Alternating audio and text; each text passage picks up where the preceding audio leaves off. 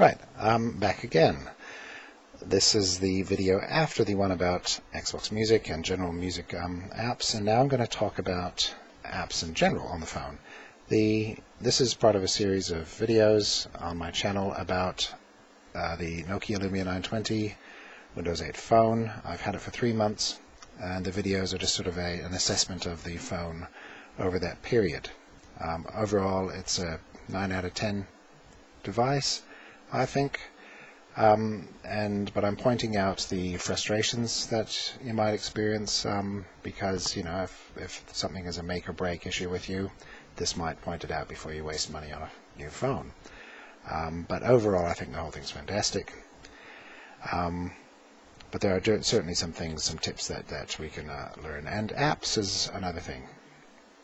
Now, people complain, obviously, about the apps in the App Store and all that. Well, I don't. I'm not obsessed with apps. I don't care about Instagram. There are apps on here that do exactly what Instagram does. You know, I'm a traditional photographer. I really couldn't care for what, I don't need endless photos of my lunch looking like a Polaroid from the 70s on my Facebook page, so my photos go up as I take them.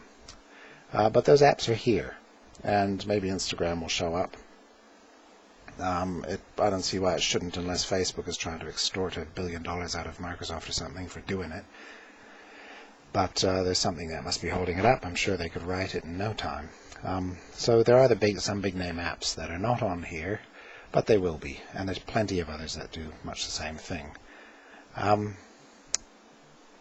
So I'm not fussed about that. There's something like, I see various figures between 130 or 150,000 apps on the App Store.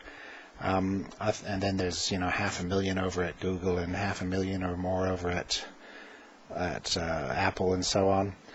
One thing about these apps that I can say is that there are, if there's 150,000 of them, that's over 100,000 of them are new within the last year.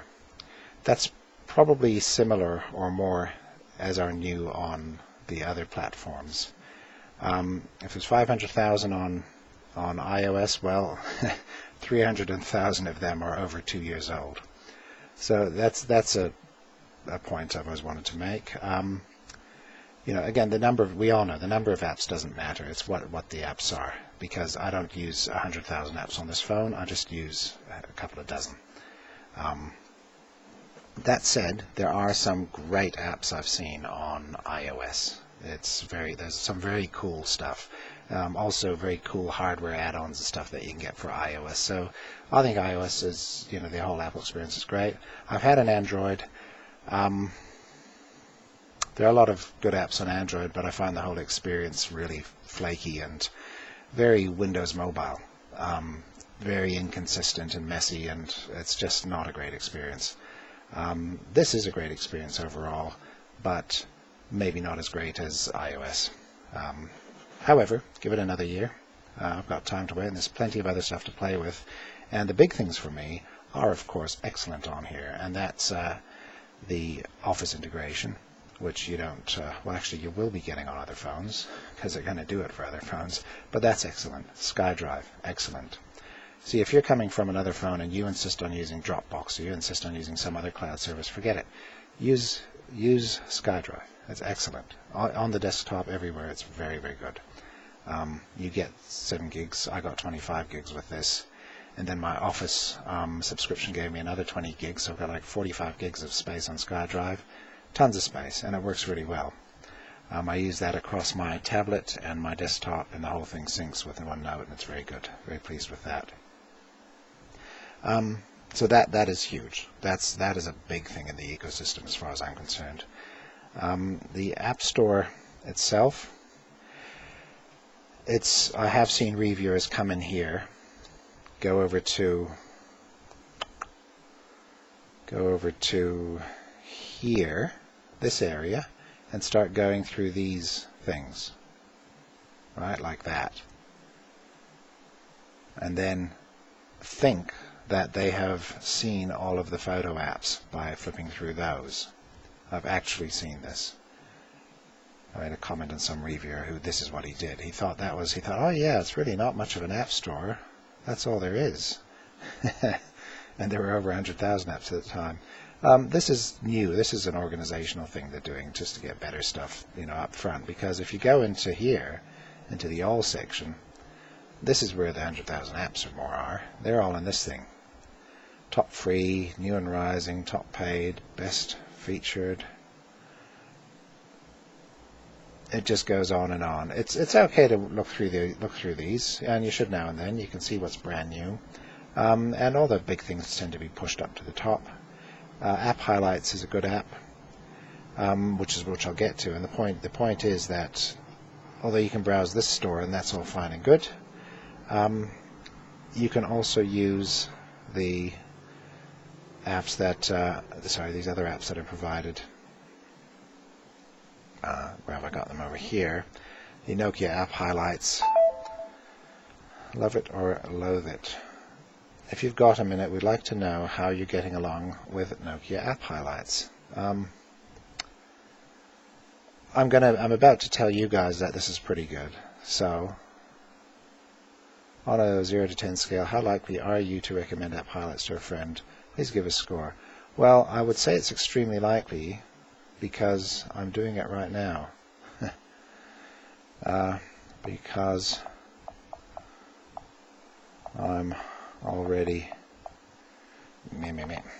God, there goes my typing it in. So, I don't like this. Some text box that you're in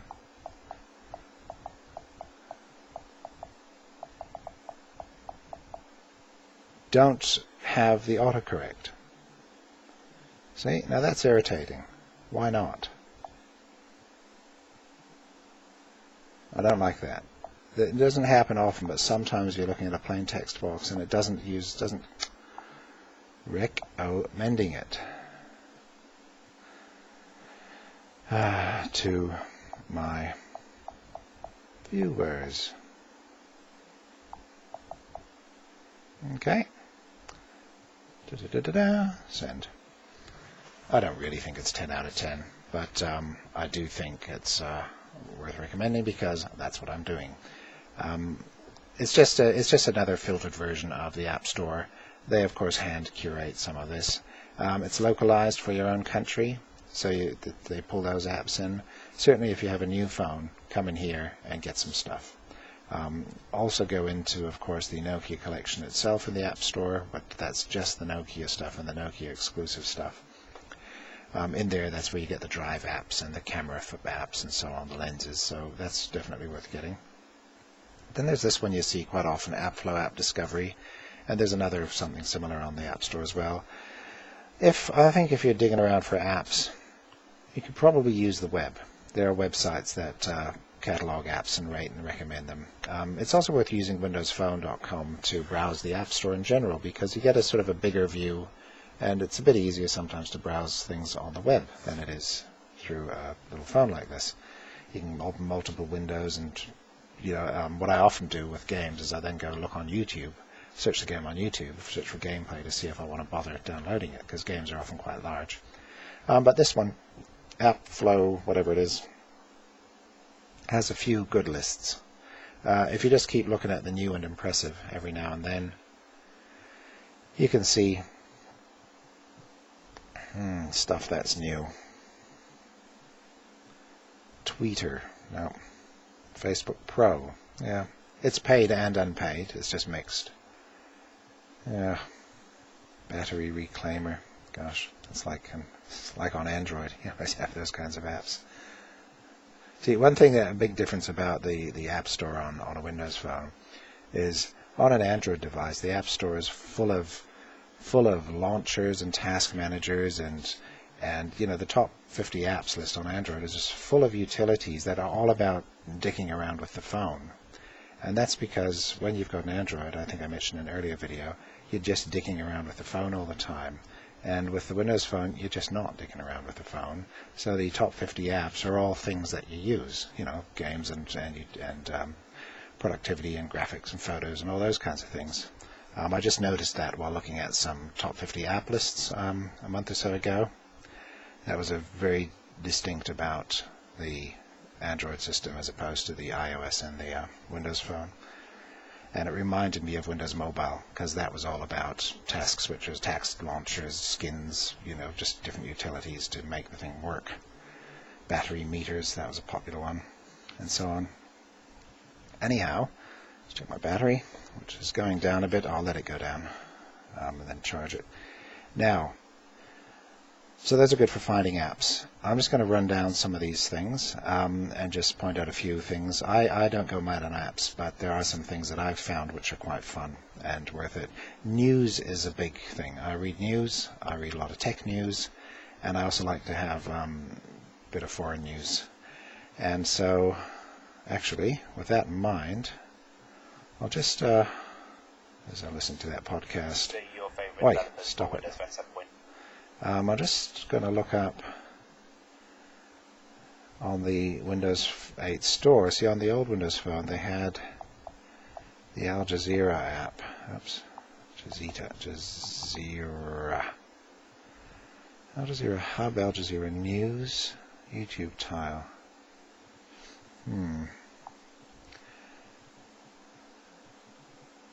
Okay. Sometimes, and you should always be aware of this, when you search something, a lot of small-time developers are putting out apps that are basically RSS, just news readers. They just look at a website and they find RSS feeds, and that's all they do is they serve that up. Like there's hundreds of apps for movie stars and musicians, and they're just RSS feeds. That's what they are. And when you find an actual, major organization where you're after their news, again, you get that again. You get all these people who have put up their RSS apps to that company's website. In some cases, the company doesn't have their own app anyway, so you have to put up with one of those. Some cases, that app that is made by a third party is actually fantastic, and in the case of the BBC News app, that is the case. The third-party app is excellent. Here, in this case, I'm looking at this going, which one of these is real? It looks to me like this is the best-looking one. I'm not convinced it's an actual official app. I might just have a look. Al Jazeera English. Okay. You can also enjoy watching your favorite TV program provided by Al Jazeera. Yeah, I think this is the official Al Jazeera app. I think it is. A lot of major apps don't have reviews, which is why that app just asked me to do a review, because people just don't review apps, and it's a shame. They should. It helps. So you find big apps sitting in the store for weeks or months and without reviews, because people come in and get them. The screenshots, this is always good. You can flip through the screenshots to look at your app, decide whether you like it. If you like it, you install it. There are also options. Most apps have if it's a pay app, it's got a try. Most apps have a trial feature. And some are advertising supported, some are not. It goes back to your list. And you can back out of this and go back to the store if you want to keep browsing. I'll just show you how people who are new to this, how that installs. So you can keep installing lots of stuff, and each one does that. There's a little bar underneath. So that's installed. I can look at the app, make sure it works. Excellent. These are programs. Some of these are very good. Just want to see how this works. Interview with Srebrenica survivor. Now, some apps like this, they just link back to YouTube pages of the website. Okay, that looks great. Okay, that's looks like it has linked to possibly to the YouTube page. I can't tell, but it doesn't matter. It's sort of very nicely integrated. Back out of there, and like with all these kinds of Windows Phone things, always look for the pin. So if I want to watch the series, I'll just pin that to my home page. There it is. Very cool. Just get used to doing that sort of thing. So I'm going to check that app out for a while and decide whether or not I want to be reading that as well. back to news. So with that in mind, other apps, the BBC News Mobile that I mentioned, this is excellent. It's not made by BBC, as the guy goes to great pains to point out at the bottom of every story and on every page, because the BBC doesn't want him. They're happy for him to do this, but it's got to not be looking official, too official. This is quite good. The interface sort of changes now and then. Australia's new non-drinking Puritans, yeah, right. Not in England, that's for sure. So that's a nice app. Day in pictures, great stuff. And it's not by the BBC, that's the point there. It's a third-party app. If you go searching for BBC, you'll get a whole stack of apps, and it's hard to find the right one, so you might have to look through a few. But that's worth getting. Also news, Bloomberg for stocks is quite good. CNN, it's a bit video-based. It also, yeah, CNN, a bit variable, but it's all right. It's a decent app, a lot of video in it.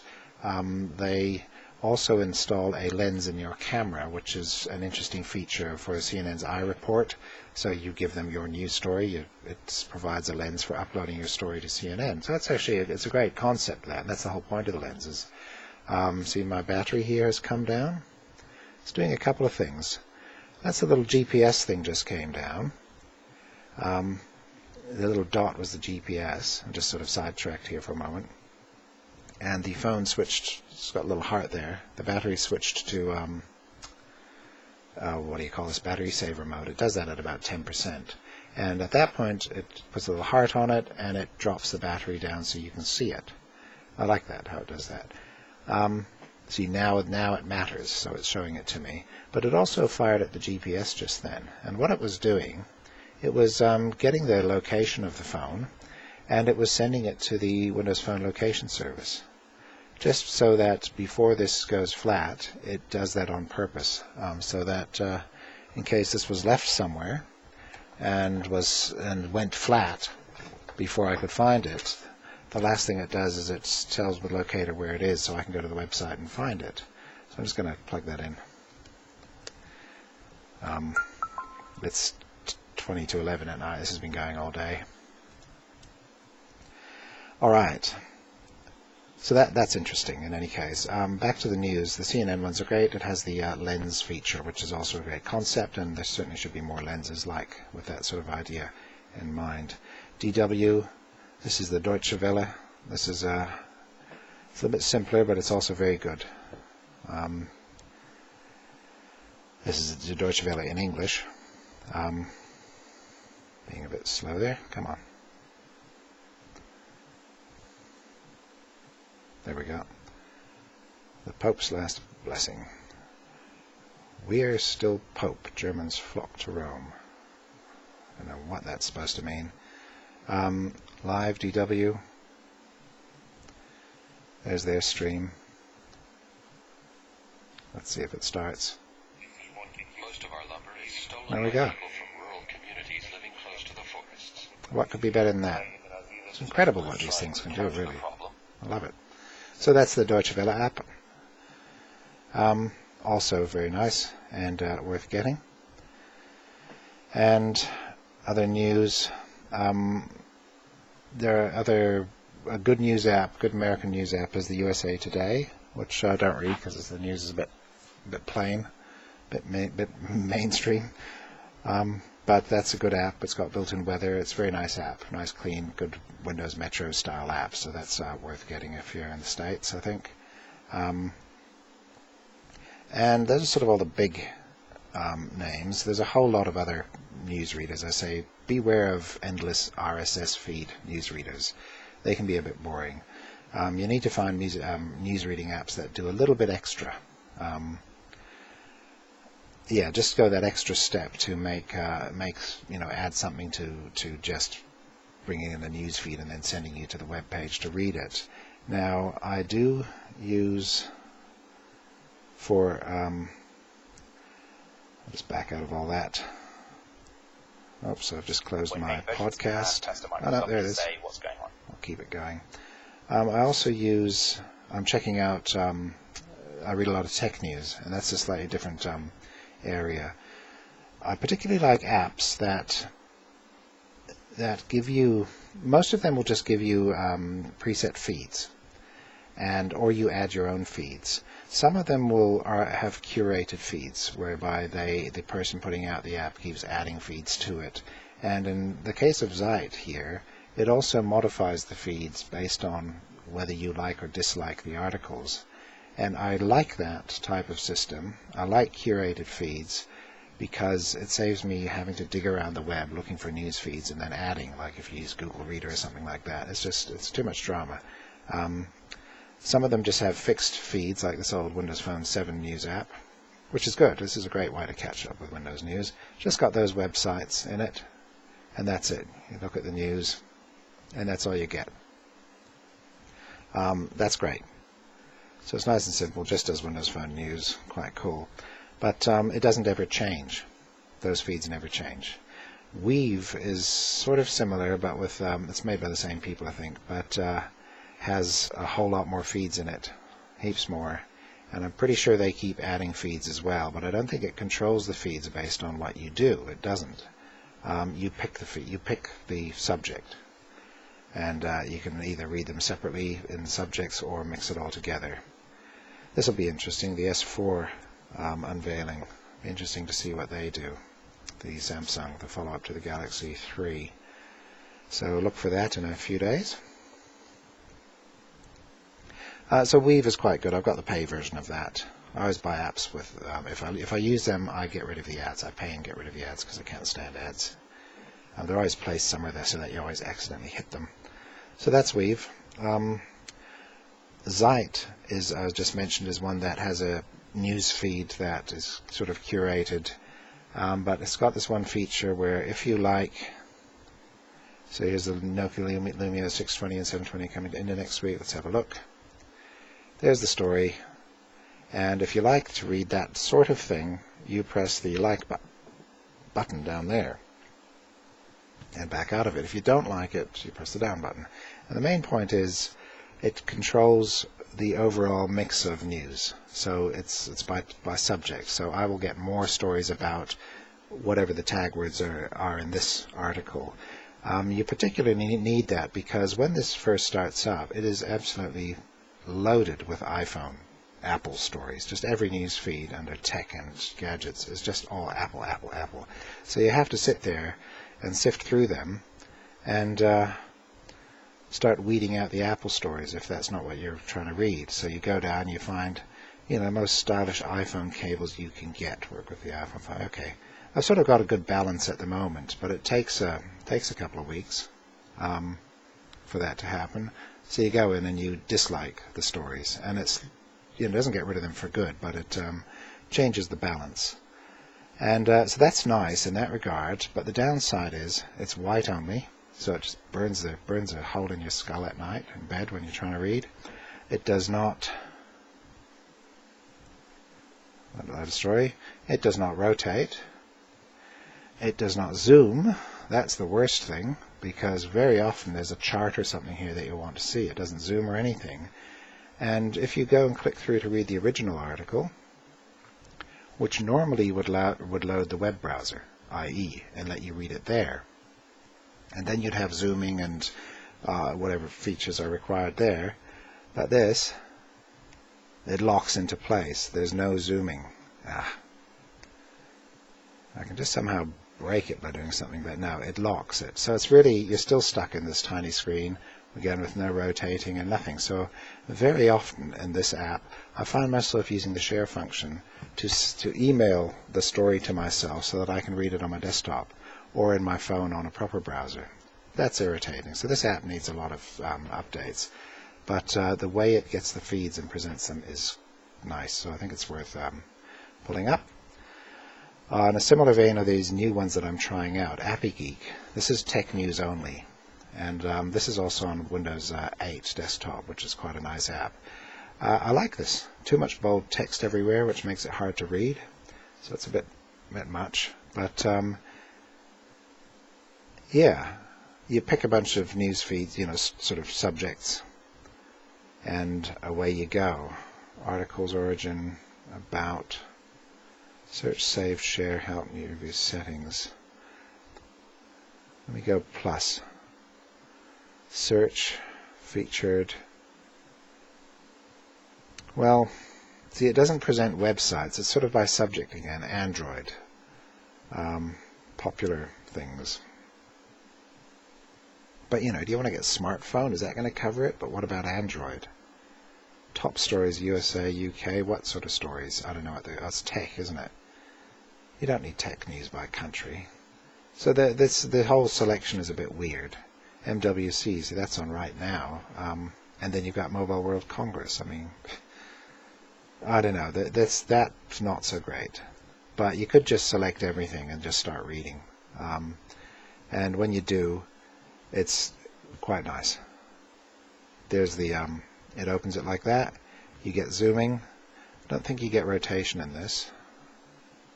Yeah, no rotation, but you get zooming. So that's good.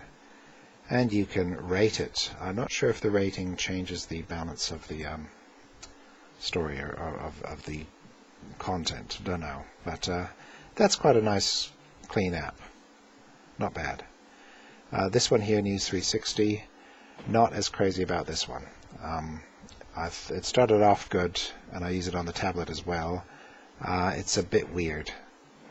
US elections, that's long over. The subjects, Matt, the way you choose things, you search it on your desktop version of this app, and it just brings up heaps and heaps of bizarre results. Like you search for Nokia because you want to get Nokia news, and it just brings up hundreds of options, which is every single Nokia phone ever made. As if you're supposed to tick off, this Nokia one and that Nokia one and that. It's just, you just want to see the websites. Give me all about Windows Phone or something like that, and I'll tick that off. I don't know. So I just randomly clicked around and chose a whole pile of stuff. And, well, it's giving me tech news. That's what I wanted to see. And so I guess, that's good. The result is what I wanted. No zoom. No rotation. But there is a button to open in IE. Let's see if it actually opens it in IE. Yes, it is. So that's the ZDNet or ZDNet site, and then you can do whatever you want. So yeah, news reading apps do need that facility to go to the actual website, because there's often things you need to see there. And also the comments. You might quite often want to see the comments and see all the lunatics that reply on this website. And all the lunatic authors on that website too. So that's not bad either. There's quite a good selection of tech news readers. This app I will point out in particular. I'll point out that one first. The AAWP I just mentioned, all about Windows Phone. They never replied to my email when I sent them my YouTube channel, which I was a bit miffed about because I have some good content compared with some of the rubbish I see on these sites. But they're still a good site. They're one of the best Windows Phone sites. They've got good articles. They're knowledgeable. The guys are quite knowledgeable, and their podcasts are good as well. So I think that's a really good site. And the app is good. The Windows desktop app is a bit strange. The stories are sort of just, the columns of stories just don't seem to add up right. You've got year-old stories up in first place and stuff. It's strange, but their phone app is nice. Very good app because you can comment on stories. That's one of the few apps where you can just comment easily on the stories as well. That's quite neat. I like that. And then this special mention for this app here called Nokia Express. This is one of these. It's a bit like Opera Mini, I think it was. It's designed for developing world and places where people have to be very careful about their data plan, because they might only have 100 megabytes of data in a month with their account or something like that. And this is basically a web browser, and you can get this on all Nokia phones, lots of other types of phones as well. All those S40 devices, I believe, have this browser, and you can use it as a browser. You just go here to a website, and who can I go to? Who haven't I been to? How about that? Oh, no, I've got that Crackberry site, which is quite funny. I look at them just to be amused. Just to keep my eye on what's going on with them. But I'm just going to pull up tech news because I just want to see CNET. Okay. Or Tech Radar. Wired. Some of those are very big sites. But wired.com. Let's try that. Or Tech Radar. Let's try them. So TechRadar.com. Enter. So it's a browser. But it's not just normal IE. It's actually fetching all this information through a proxy server at Nokia, where Nokia is stripping off a whole lot of information and trimming it down to the bare minimum. They resize the images, recompress them. They do everything so that your data use is minimal. And so, TechRadar. Now, that normally pops up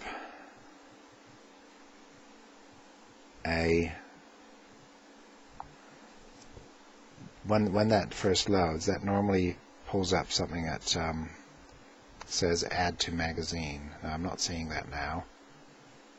News. I wonder if it's because it's a mobile site. But it pops up a thing saying do you want to add this to your magazine? And you go yes or no. And if you go yes, I'll just see if it does it again. Interesting. So in the options I get home, pin to start, add to saved pages, add to magazine. See that one there? That's what I'm looking for. Well, I bet I know why, because it's there's no feed on the page. This is the mobile side. I bet there's no feed on this page. So I've just removed the M, and I'll see if it'll take me to the desktop side. There we go. So now it'll probably pop up. I'll see if it does, assuming there's a feed on here. Maybe there isn't. That's disappointing. Forget that site, and we go to Wired. When I first got this, I loaded up about a dozen sites and added them to my mag.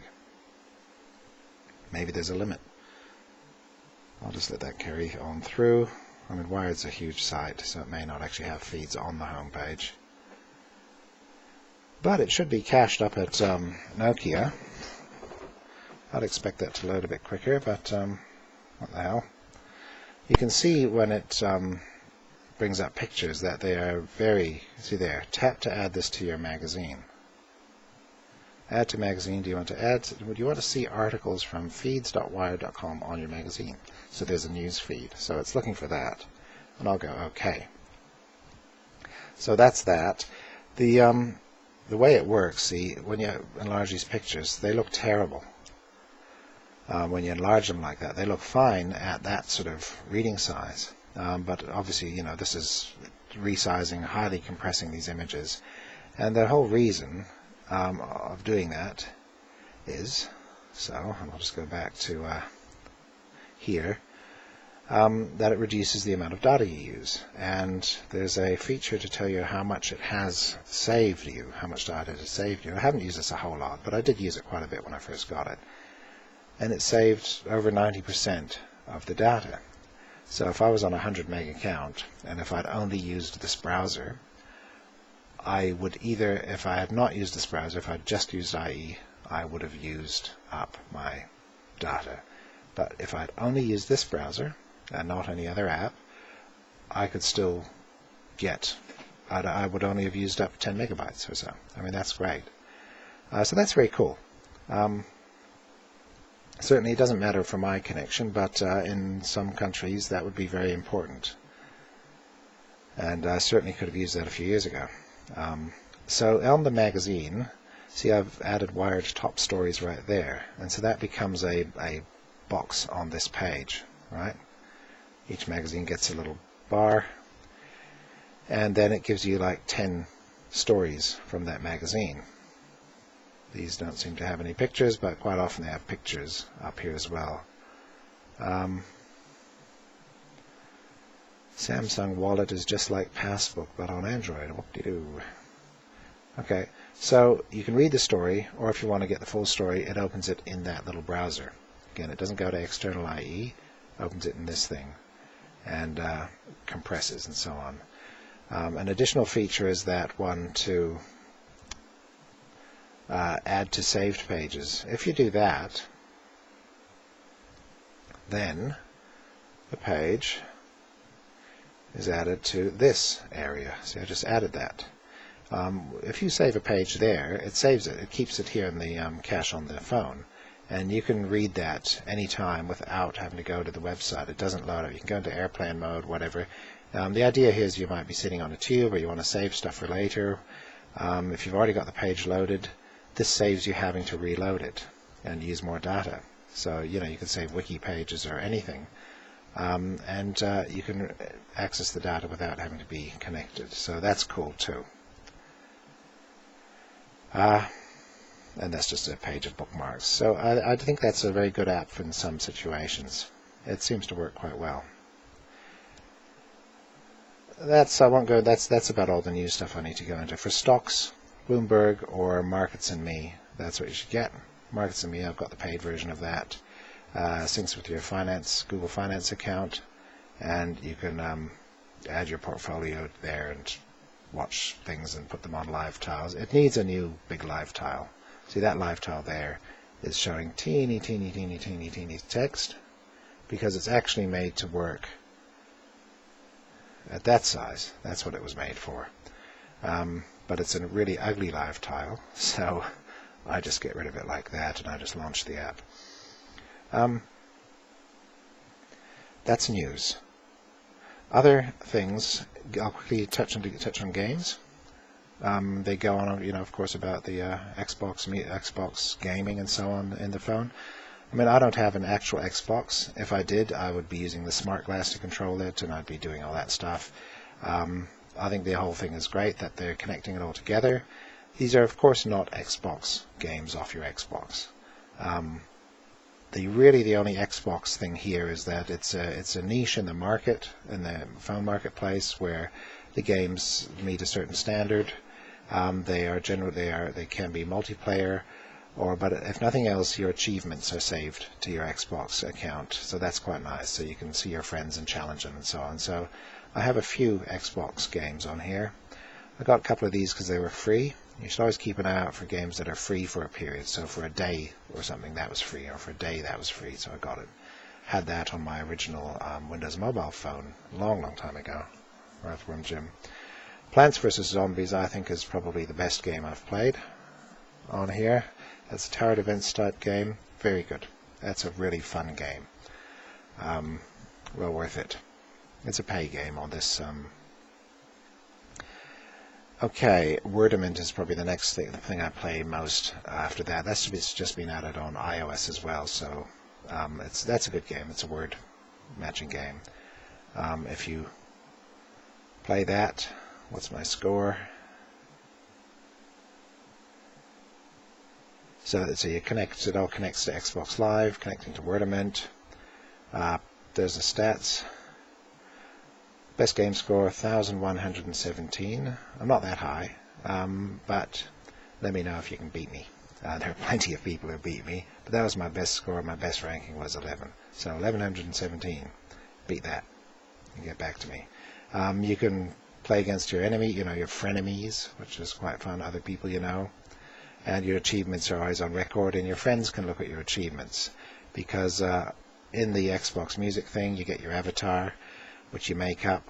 You download Xbox Extras, which is free to be able to put your clothes on and everything. And I think that's there. Yeah, I did this when I first got my phone. And my wife uses this. She changes her clothes and changes her hair and stuff. And it's sort of like a little Sims character in your phone. You can change your features and everything. So that's quite fun. I don't have, as I say, I don't have an Xbox, and I don't have Xbox friends, just know a handful of people. So, for example, there's my wife, and she looks fabulous. Quite fun in here is you can can muck around and do silly things, do these ridiculous dances, act like a yobbo. Hello. And if you get a little bit more aggressive, give it a shake. See, you can make your character. Whoop, you can make her fall over. It's not very nice, is it? And he's not very happy about that. And if you shake it even more,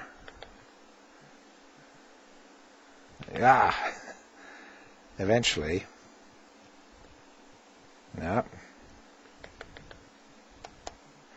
eventually she'll get mad enough and smash the screen, which is quite fun. I also seem to recall that if you play music and switch to this screen, the character will have a boogie. At least it did in the last phone. So that's fun. One hassle with this, though, is this send messaging thing. I think this should be included with your Microsoft account. But if you do that, see, you've got to have an Xbox Gold membership to send messages. That's a bit of a shame. You know, I think they should just enable messaging on the phones to friends. Why not? I mean, come on. You can see what your friends have played and what their achievements were when they... Oops, don't play the game. I was going to look at her achievements. Compare. This is, you can comparing my achievements against hers. So on Wordament, this is, you know, you can get competitive with your friends. Again, I haven't got a lot of friends, but if I was a teenager, I would like this. This would be fun. This would be really fun. You see, I'm better. Okay, so that's the whole Xbox music thing, and of course that's your avatar that then shows up on your Xbox as well. If I ever do get a TV again one day, I'll probably stick an Xbox on it and use that as the internet sort of entertainment hub in the lounge. Currently, I just don't do that. But I think that's all quite neat, except for the messaging. That's the bit that's disappointing there. Smart Glass. That's that feature for using the phone to control your TV. There's the game store, which again, it's the same store that you can get through to the dedicated tile. No notifications. If it's an Xbox game, you'll get notified here, and you will get notified on your screen here. Say there's Alpha Jacks, a couple of requests on the tile for people who want to play. You also get those notifications on the live tile if you've got it set to be live. That's what that's all about. And there's just kind of what's new. There's some new games here that are coming out, apparently very fancy. This Asphalt 7, might have a look at that. Not big on car games, but there's tons to do in there. Now, if you have non-Xbox games, they also show up here. Oops, what have I done? I just turned something on. Oh, Armed. This is, I actually bought this. This is one of the very early games for Windows Phone. It's a very well-made game. It's a turn-based strategy and single-player, multiplayer. You can play it multiplayer online. It's not through Xbox, but it's still got lots of multiplayer. I've never had the time yet to actually get through this and do it. But it is neat, and it's also on the. It's actually on Windows 8 in the App Store for free. You can download this for free in Windows 8. It's got very nice graphics. Zoom in and out, very fast. You rotate around like that, and where's your competitor? Oops, sorry, I'm not really showing it to you. Somewhere over there, that's my competitor. Just do this spinny thing like that. Get that around. How do I get back to my home base? Do I have to go all the way back? I'm not sure. There's my home base, and you build things, pick a spot, put a building on it, buy it, stick it there, and it builds. And you do all the stuff, and then you finish your turn, and all the stuff happens, and you start all over again. It's very cool. I just haven't had time to play it. Surrender that. Yes, get out of it. Yeah. Boom. Yeah. Okay. And so on and so forth. That's a nicely done game. Very nice. And all your other games that you download show up here in this Games Hub, so they don't litter your start screen. You can pin them individually to the start screen, of course. Again, these games came out. Where's My Perry? They're nice games. They were free for a day, so I've downloaded them. You just keep your eyes on the news sites, and it tells you what's free, and go and grab it. That's quite fun. Assassin's Creed is a very fancy sort of game too, which is pretty cool. Nice graphics. It's very old though now, but it still looks good. That's the whole gaming thing. It's fun. I like games I can play in a couple of minutes, and Wordament is the one that I always end up doing. Fire that up. If my friends are playing, I can see them at the end of the game where it shows your score every couple of minutes. You can see if your friends are playing and how well you did against them. So that's quite fun. And then you can text them and say, "Ha!" So I do that sometimes. That's gaming. I think I recommended Plants vs. Zombies, really good game. The other things in the App Store, YouTube. Google doesn't make a YouTube app and won't make a YouTube app and won't let Microsoft make a full-blown YouTube app, and I think they're just scared of Windows Phone and are doing everything they can to avoid to try and stop people on Windows Phone having a good experience, because it's small enough for them not to care about, and so at this point they can just sort of ruin the experience. So there's no real full-blown app for YouTube. The best thing is the Metro Tube. It's made by some locals here in New Zealand, and it's a really nicely made app. There's a couple of other YouTube apps there's two on the store that are identical. SuperTube and something else, and they're exactly the same app from the same person in two different places. They're both that's good as well as this one. Every now and then Google breaks these apps, presumably on purpose, and what they break primarily is the ability to stream high quality video. That's what they keep doing. They're happy to let low quality come through, but they take away the high quality video, and then these developers set about wasting their time trying to fix that. And eventually they come through. Cool thing I like about this app is if we go into a video, and let me just load something that I know has some comments. So say my stuff here, these are my videos on my channel. Let that load some more. So say that original tablet, if you want a good video comparing the camera of this phone with other devices and also talking about the camera, that one there, this is what we're seeing. But this one here, this has plenty of comments. And what I like about this YouTube app is you can watch the video. I'll just turn that down. Okay, there I am rambling away. So you can watch the video there, and down here you can look at the comments. So you can read the comments, and then you can decide if you want to reply. You can view the description. So there's that whole description for that video, and you can rate it up or down, and so on and so forth. That's really cool. Most YouTube apps force you into sideways mode, full screen, and you have to do that. And then you know.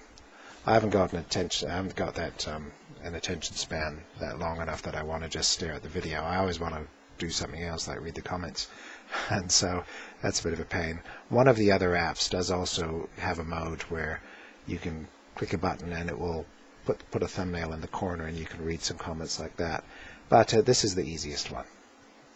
You can just do that and watch your videos and read comments. So I really like that. That's certainly worth getting, that app. That's MetroTube. There is Baconet. That's another app I'd recommend if you're into Reddit. I wasn't into Reddit, but that was an app that people raved about. It was very buggy early on, and I blamed it for some early freezing and memory leaks and battery leakage. But it's had several updates, and it seems to be pretty stable now. So that's a good app. They think it's very intuitive. I do not think it's intuitive at all. But it's got a lot of information, which is nice.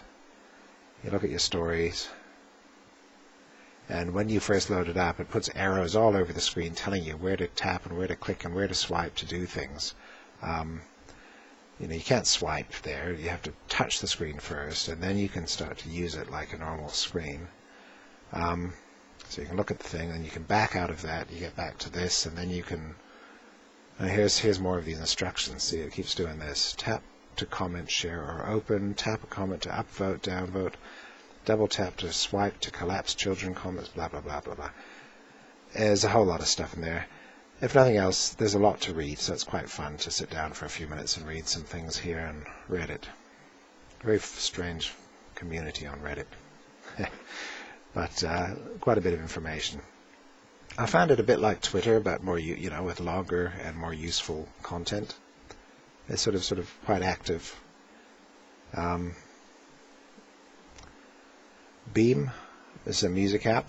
This is digitally imported, the electronic music streaming station. It's a very cool app, quite stylish and ravey looking.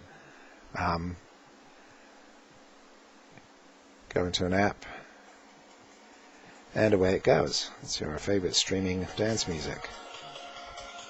Now, the cool thing about this, and quite a few of these apps, is if it's something you like, this may not do that, but let's see, there's a little marketplace button, and if you've got your Xbox Music Pass, you do that. So there's no match for that. But I could take away some of it.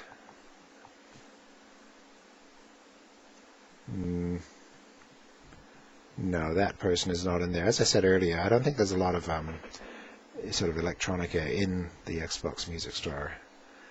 But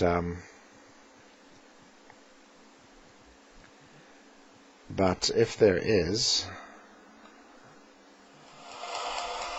no, that's not going to be in there. No, these aren't going to be in there. I could just tell. It's not going to be in there. Plus, that's far too much for it to search. That Kojak. That's probably going to bring up actual Kojak. Well, maybe that is the artist. A radar for karma. Dunno, could be. But the main point I'm getting at is that if there's something you like, you're listening to, you can very often... No, that's not the same person. You can very often go to the music store, click the little music store link, and you can get it. And because you're on Xbox Music Pass, you just download the whole thing right then and there. I did an earlier video where it worked perfectly. Obviously now it's full of weird tracks. The same thing happens with another very cool app that I like, which I'll quickly demonstrate as this video gets longer and longer and longer. SoundHound. Now I understand that in the States you can use Bing. There's a button here, or the audio button will listen to music and then find that music in the store, and then you can buy it or download it or whatever. So it's got the music track recognition. Once again, that doesn't happen here. There's nothing. It doesn't do any of that, so whatever. But we've got SoundHound, which is available on other devices. Now this is quite fun. I have to use a radio to get some sound in, because I'm wearing headphones, so my computer sound doesn't come out of the speakers. So just...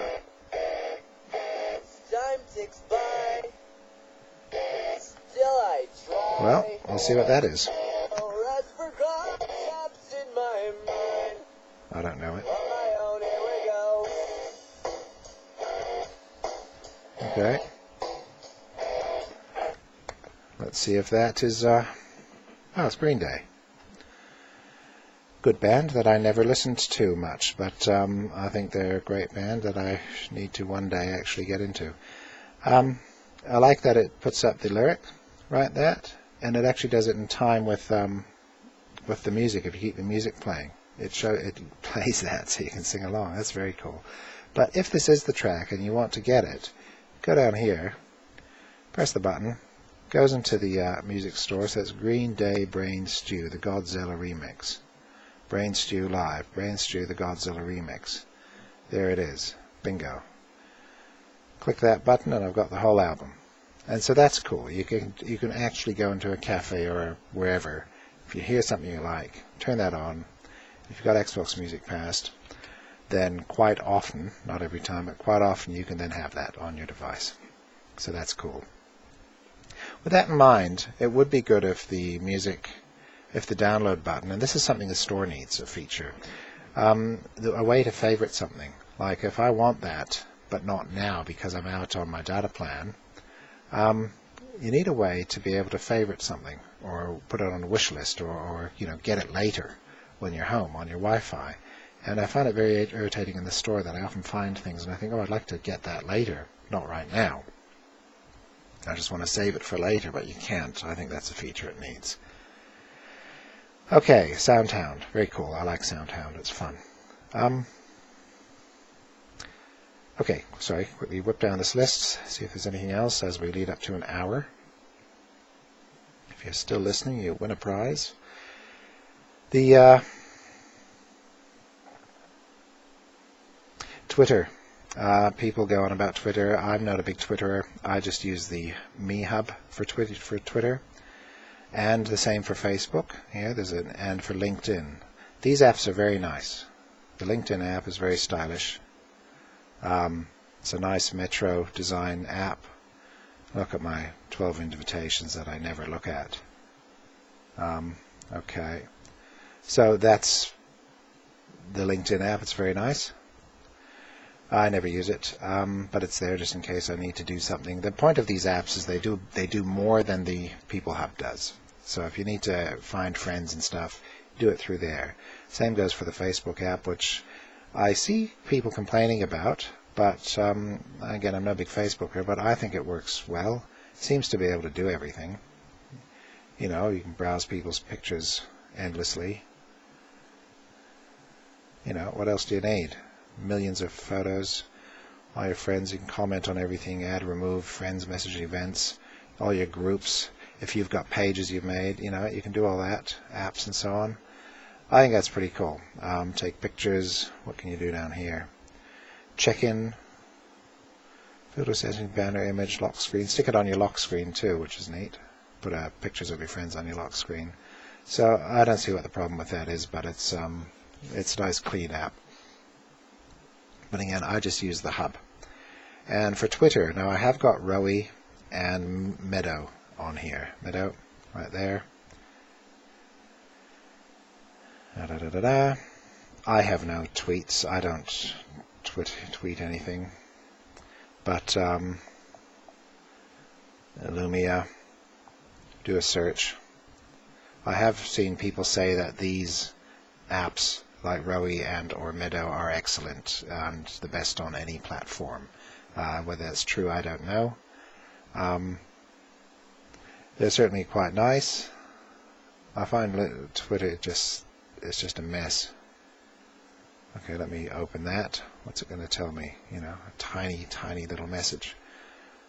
Not much use in that. But the pictures are here in the, I think that's meant to be an ad, probably a paid ad. Yeah, I don't know. But that's Meadow. The main thing, that was free for a day, so I got it. And in particular, I want a Twitter app. I need a Twitter app that has multiple accounts. So in case I need to do some business or personal comments, I do have it on hand and they have multiple accounts. The official Twitter app was never that great. But they've just released a new update to the official Twitter app. And I've read about it and I understand it's excellent. So I'm probably going to dump these two, that and Rowie, and use the official one. I didn't buy Rowie, I just grabbed it. This is quite neat the way it brings these pictures in here, like that. It opens Instagram, whatever. And you can look at someone's photo of something extremely ordinary that they've turned into fake art by applying a filter to it. Okay. Everything opens in a browser window and then you have to zoom it. I don't know about that. Okay, but those are supposed to be the two very good apps. Instead of that, as I was just saying, I like to use this, the People Hub. This is Tweets, that's Twitter, that's Facebook, there's LinkedIn, there's messaging, everything included in here. At least most things. I mean, Google Plus is not in there, or not everything's in here, but lots of things are in here, and that should get added to over time. What's very nice about this is that the photos are in it, and it shows them. Oh, that's my photo. I just took that this afternoon. Why did she put that up? That's interesting. That's my photo. And here you can reply to people's tweets, reply to their Facebook things. You can look at their timeline photos that they've just put up. And I think that's great. There are the comments. You can comment. For me, this is a great way to use, Twitter and Facebook and so on. People you've recently interacted. I've been through all that. And if you just want stuff directed at yourself, you do it through here. So, what's new? I posted a photo. There it is. And people have liked the photo. No one's commented, but they've liked the photo. So that's nice. Did that just earlier today. That's a panorama with this phone. I love the panorama feature. There we go. People at the beach at 6:30 in the evening, just down around the corner. Nice. So I like that. Not too fussed about the Twitter and the Facebook and LinkedIn apps, but they're there and good. Lots of choice and very good. Remote desktop, get the one by Tupperware if you have server to service. That's an excellent remote desktop. If you use a timesheet app for your work, this one here called Simple Timesheet is the best one. Simple Timesheet by Till Ballandat, and he's a friendly guy who's also running a beta program and fixing this up. I tried about a dozen timesheet apps and they're just all junk, but this one is nice. It's good. It's the only one good. The only thing missing was you can't do multiple times in a day. You just put a break and a time in. It's not enough for me. Skype. I haven't even gone on about Skype. It's still basically in beta. It still needs full integration with Windows Phone. They haven't quite sorted that out yet. I think they might deal with it after they've merged Messenger fully with it and done a bunch of other stuff. It works very well. That's great. It was integrated with the Contact Hub, the People Hub, but it's not in this release. They've taken it back out of there again for some reason. I was very suspicious that it was draining battery early on. Maybe that's what it was doing. But it does work very well otherwise. Should definitely get that if you use Skype. Thumba Photo Editor, I use that for photo editing. I purchased that app. It's fine if you know what you're doing. If you don't really know what you're doing with photos, it can be confusing because you have to know, crop, rotate, aspect ratio. Here's irritating. None of these apps give you a proper rotate. They're all just 90 degrees at a time. There's no app that will just let you straighten an image by a degree or two. So that's missing. One of you developers out there, you need to make an app or include proper rotation by, straightening just by a degree or two, or a fraction of a degree. Because that's what it's not often that I take a picture upside down. It is often that I take a picture slightly askew and I want to straighten it, get the horizon straight or something. But a lot of these things, it's got some of the Instagram-y type of things, but a lot of these adjustments here, they're quite confused. Auto contrast, normalize, similar. Brightness and contrast, hue and saturation, similar again. Local contrast enhancement, which looks like sharpening actually. Exposure, and there's sharpening, and there are the levels, and there's the shadow and highlights, and then there's the color balance again. There's a lot of confusion about these settings, a lot of overlap in what they do. But if you know what they're doing and what the differences are, you can use it. One problem that's significant is, say you're sharpening, it doesn't let you enlarge the picture. Well, if you're sharpening that's like a 5 megabyte image. I need to see how much it's sharpening by. Otherwise I have to go through the whole save process, save it off, open the picture in the picture viewer and view it. You can't just see it large. So that's dumb.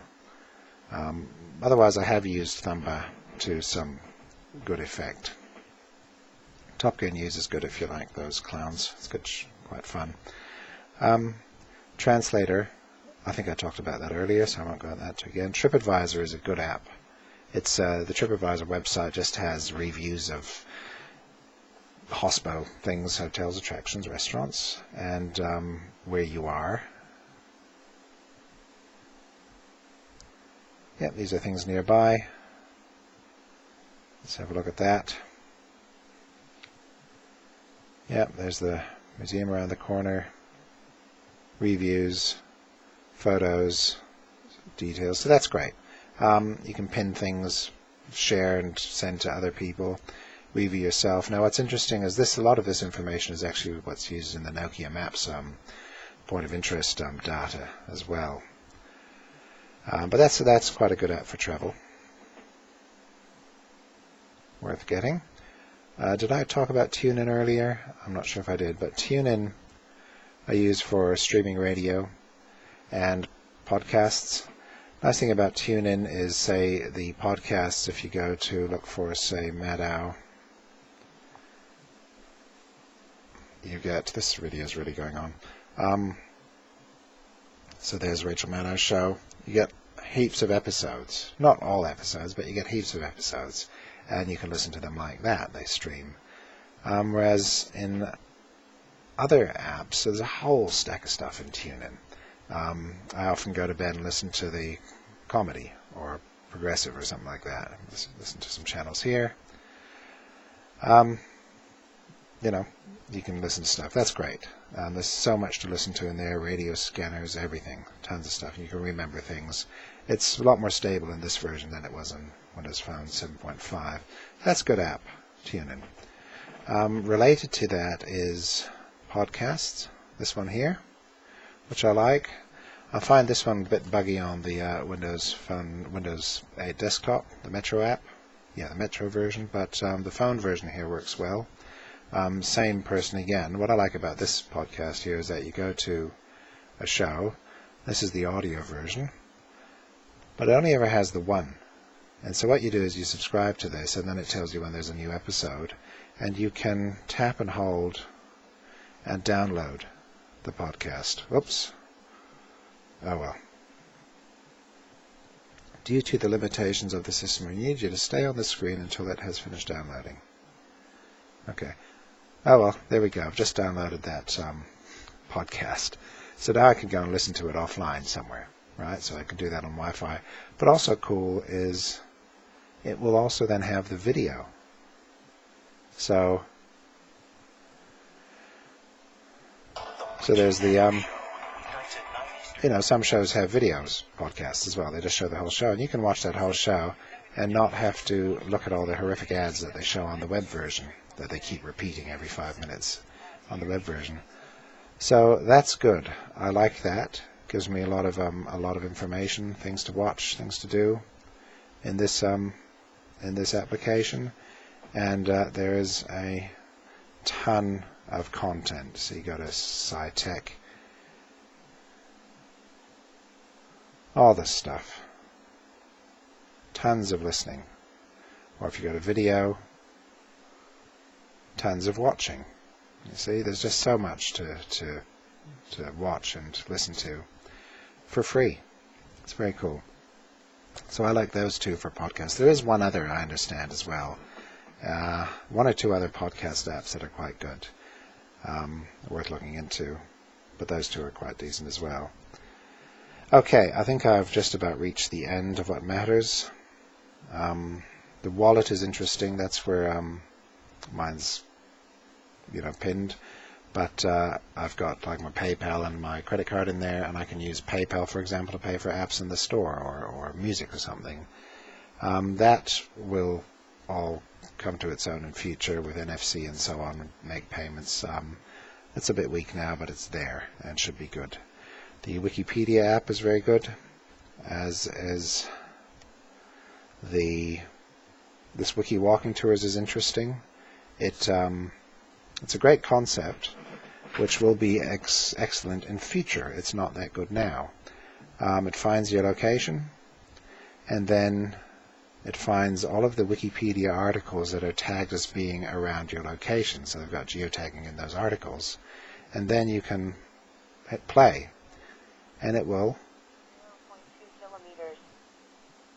The Embassy Theater is a movie See, theater it'll in read Rome. those articles. Now, I thought I'd use this driving up the country and have it read to me, articles about what was going past me. Trouble is, it's not that great because the articles where it's getting the content from are not really made to be read out in snippets. They're not really good material. But if they were written specifically for this purpose, this would be fantastic. And if there was a whole lot more. But so a great concept which will improve in future when someone sets about doing that on purpose. Maybe Google would get into doing that or someone. I like that. Okay, I think I'm going to have to wrap this up because I have not demonstrated Photo Beamer. So I will not wrap this up. May as well keep this going. Hour and 10. I don't even know if YouTube will let me upload this. But if they do, so all you have to do is, I'm just making some space on my desktop. You open a web browser. Okay, I'm going to move this up, point it at my desktop display. And it's a bit crooked, just bear with me. There we go. And it's all washed out, so I'll just darken that. Okay, and what you do is you open a site called Photo Beamer that I understand Nokia has purchased this business, and this used to be an app, or is an app still on iOS, I think. Don't know if it's on Android, but I understand Nokia bought it. There it is, there's the Nokia right there. So they bought these people, and it's a very cool app. Always impresses.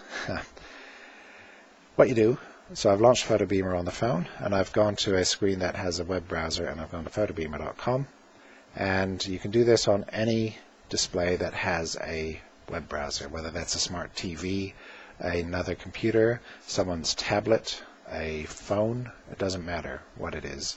If it's online and has a web browser, then it can do this. And then you go to the device, you go to your pictures, tap on a picture, and now it says go to photobeamer.com, and it turns on the camera and it looks at this great big QR code. So I'm going to look at the QR code with the camera. I have to move it back because it's too close. So I'll just move it back. There we go. Done. Now it has wired everything up, and it is now showing my picture here on the screen through the web browser. There we go. How cool is that? I've used this at a client where I was showing some draft designs. The only downside is the images have to be on the phone. They can't be on your Skydrive. So they need to be on the phone. And then it works. And I used this to show a client some pictures, some designs, and on his desktop computer, didn't have to muck around with USB keys or anything like that, just did this. The quality is not fantastic. It's obviously reducing it, but it's enough to discuss and to show things. And, you could go make it, let's see, there we go. See, you can make it huge like that. I've just enlarged it to the full 30-inch size of my screen. So you can do that, scroll through the pictures. So I think that's very fun and very cool. And so on and so forth. So that's great. Cool app. It's all free. It's all a lot of fun. And all you do is stop, just cancel out of that. I believe the images, I think they're cached there for a while on the site. So if you go back and do the same thing again, it'll find the images and not make you reload them, which can speed it up slightly. So that's a fun application. Just close that and return back to the desktop here in front of me. That's what that does. Photo Beamer. PayPal app is excellent if you use a PayPal account. The eBay app is excellent if you use eBay. do all your messaging, searches, upload, do auctions and so on. You can list things from here. Very cool. That's a fun app. That's excellent if you use eBay. In the same vein, what's the other one? Amazon. Amazon's good. Amazon Mobile. That's a good app. That's really good for browsing Amazon and buying stuff. I like that. That must have had an update. I use the States. There we go. So all the junk that I'm into. Amazon Kindle. If you like Kindle, that's one thing. I think the whole, an e-reader is great, but Kindle I think is such a rip-off. The prices they charge for books is just horrific. So I don't bother buying anything there. But it's there, and certainly can be useful, particularly if you need a book for a particular book. Audiobooks, very similar, very expensive books.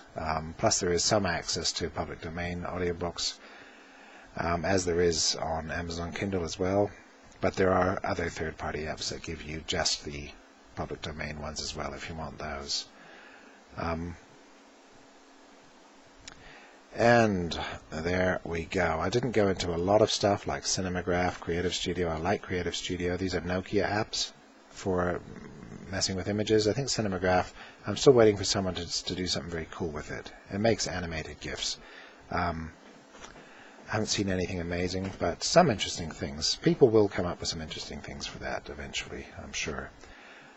Das Image is a great image searching tool. You can use Bing for searching the web, which is nice.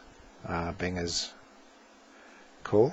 Bing has got on the phone here. It's got, as an example, which I used earlier. So you search for something, 2014 Corvette, you get the web results. You get local results, which is another total fail. It doesn't happen in New Zealand where I am. In the States, you get local results, not here. That's a big fail, that. Compared with Google, I can go to Google, I can get local results. I mean, come on. And but the media is good, so it gives you these image results and video results. So that's nice in Bing. But this app, Das Image, gives you a nice way to search images. And if you're just looking for images about something, this is quite a cool way to browse images. You can get them onto your phone or do whatever. Wallpapers and so on. So that's an ad-sponsored sort of app. It's got preset galleries, Instagram, Flickr, including interesting as Instagram or Flickr or Picasa Around Me, which uses your GPS and brings up images around you. It sort of works. It's quite interesting. Supermodels, I'm sure that's of interest to many people. Half of you at least. Actually, according to my demographic stats, about 90% of you. Female celebrities, I mean just everyone. Cars, look at them all. Cars galore. Any car you want. Koenigsegg. That's fun. And so that's quite a cool app for searching images and so on. It saves your searches, and you can use things as wallpapers and so on. That's quite a cool app. Face Swap by Microsoft. This technology these are the people who developed the technology for the finding the right face and sticking it on, finding a smiley face and making sure everyone in a picture smiles. I think it's one of the lenses in the Nokia phone. That's their original app. It produces absolutely horrific results. You should definitely try it out. Get you and a friend, look into the camera, take a snap, swap your faces. It's just horrendous what it comes up with. Very funny. Well worth a play. Flickr, not a good app. It needs some work. All the Nokia stuff I've been over is excellent. If you do Google Analytics, In the Know, I've tried all these apps out. In the Know is the best analytics one that I've found so far, mainly because it gives you all of your domains, and then doesn't give you all the stats, but it gives you all the domains and it gives you the main stats. So that's all right. Straight from your analytics account. Okay, so that's a good app for analytics. And IMDb, the Internet Movie Database. This is a good app. For some reason I find the search worked that time. Quite often when I hit the search button it doesn't trigger the search. But if you're into your movies, that's a cool app. It gives you access to all the stuff on IMDb. I'm going to have to stop this now because this has gone on for far too long.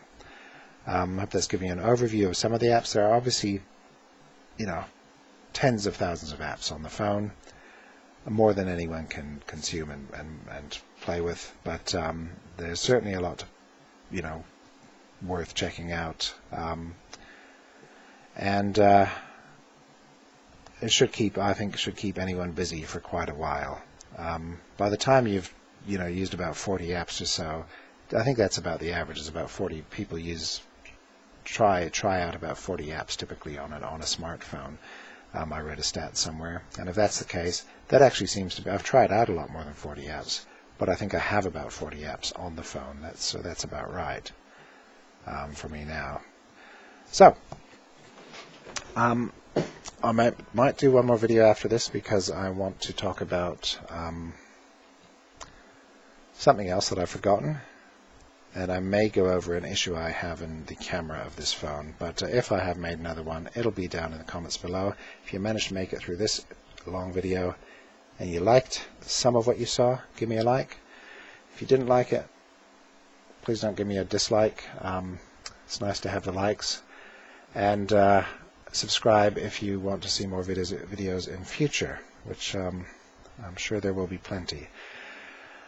Okay, that brings this entire affair to an end. Oh, that's what I'm going to do. I'm going to do a summary of the total. I'm going to do try and do like a 5-minute summary of this entire affair, and people who can't be bothered going through all of the videos can go straight to that. I'm just going to basically state what I think about this camera, this MP3 player, phone, camera, whatever it is. I think that's probably the smart thing to do. So, good night, everybody. Bye-bye.